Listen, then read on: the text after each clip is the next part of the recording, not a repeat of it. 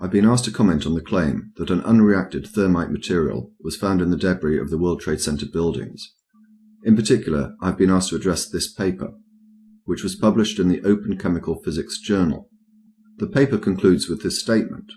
Based on these observations, we conclude that the red layer of the red-grey chips we discovered in the World Trade Center dust is active, unreacted, thermitic material, incorporating nanotechnology, and is a highly energetic pyrotechnic or explosive material.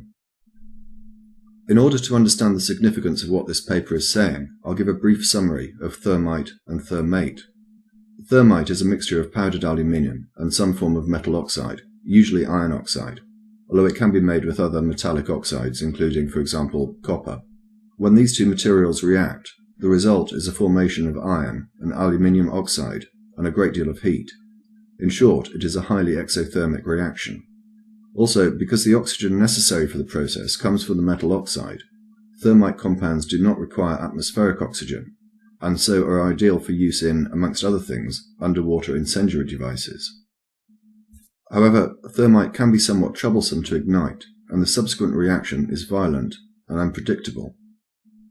These factors, as well as the difficulty of applying it to the surface of a structure in a satisfactory manner, mean that it is not suitable for controlled demolition. As far as I'm aware, thermite has never been used in a controlled demolition ever.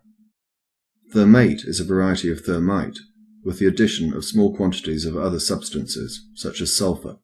These additional elements have the effect of increasing the heat output and also lowering the ignition point. Nanothermate is the same as thermate, but the particles are smaller. It has been suggested that this form of thermate can be contained in a gel and be formed or shaped in such a way that it could be used in a controlled demolition. That said, I am not aware of any thermatic material ever having been used in a controlled demolition. Back to the paper.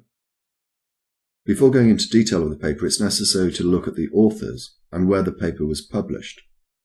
In relation to the authors, you can easily do the research yourself. I'll mention just a few.